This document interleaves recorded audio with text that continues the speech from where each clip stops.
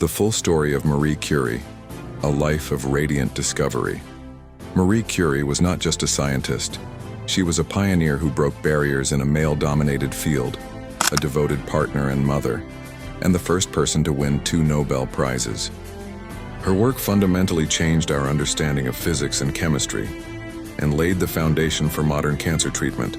The formative years, 1867-1891, born Maria Salomea Skłodowska on November 7, 1867 in Warsaw, Poland. At the time, Poland was under Russian control, and Poles were denied access to higher education. Early hardship. Her family was intensely patriotic and intellectual, but poor.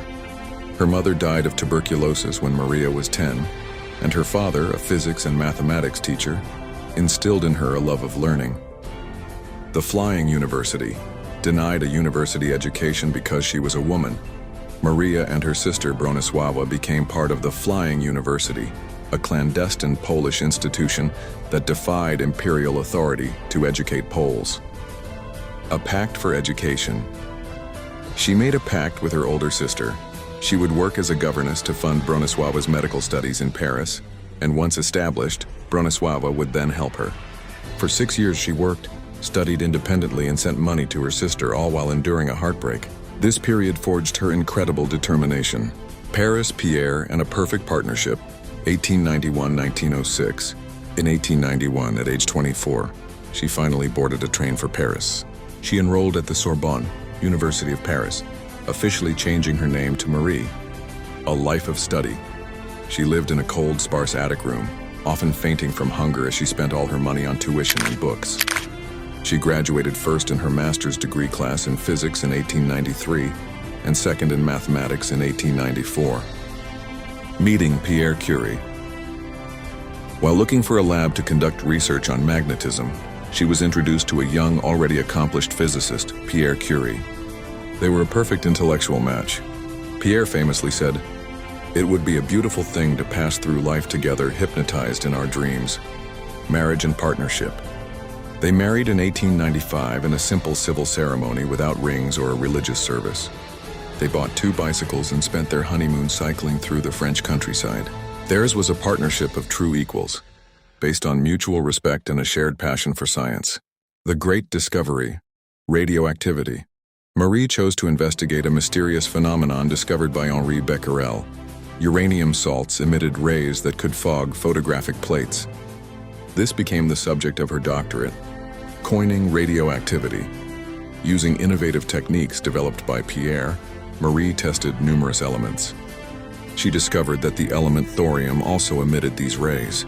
Most importantly, she found that the mineral pitch blende was far more radioactive than could be explained by its uranium or thorium content alone. She concluded there must be new unknown elements within it.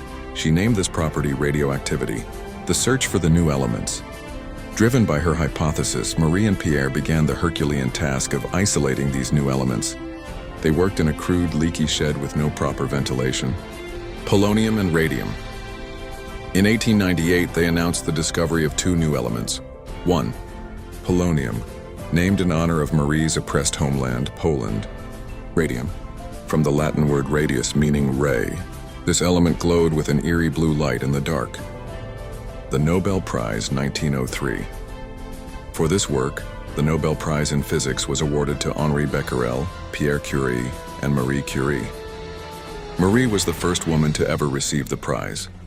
The award brought them fame but little financial comfort, as they poured the prize money back into their research. Tragedy and solo triumph, 1906-1914. In 1906, tragedy struck. Pierre Curie, always absent-minded and frail, slipped on a rainy Paris street and fell under the wheels of a horse-drawn wagon, dying instantly.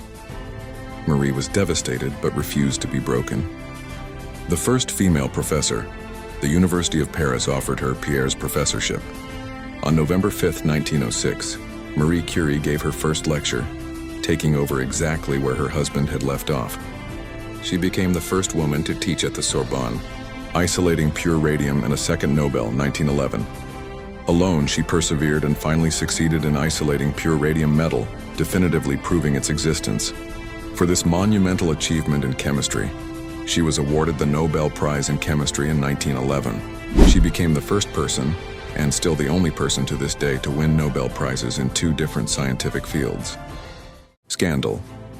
This period was also marred by a public scandal over an affair with a married colleague, Paul Langevin. The sexist press vilified her as a homewrecker, and the Swedish Academy even suggested she not come to accept her second prize. She replied that the prize was for her discovery, not her private life, and went to Stockholm regardless. The later years, War and Legacy, 1914-1934. World War I, Little Curies. When war broke out, Marie dedicated herself to the cause. She realized that X-ray technology could save soldiers' lives by helping surgeons locate bullets and shrapnel. She invented mobile radiography units, which she drove to the front lines herself. These trucks became known as Petite Curies, Little Curies. She trained her daughter, Irene, and other women to operate them, saving an estimated 1 million lives. The Radium Institute.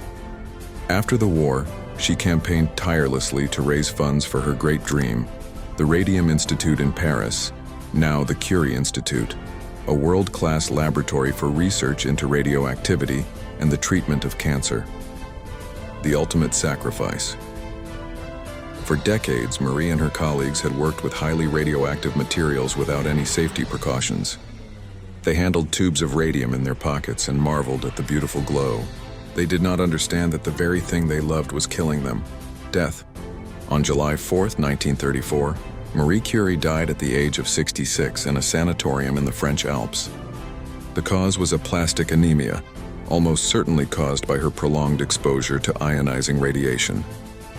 Final resting place. In 1995, 60 years after her death, the French government moved her remains and pierres to the Pantheon in Paris, the nation's highest burial place for heroes. She is the first and only woman to be honored there on her own merits. What she discovered and did.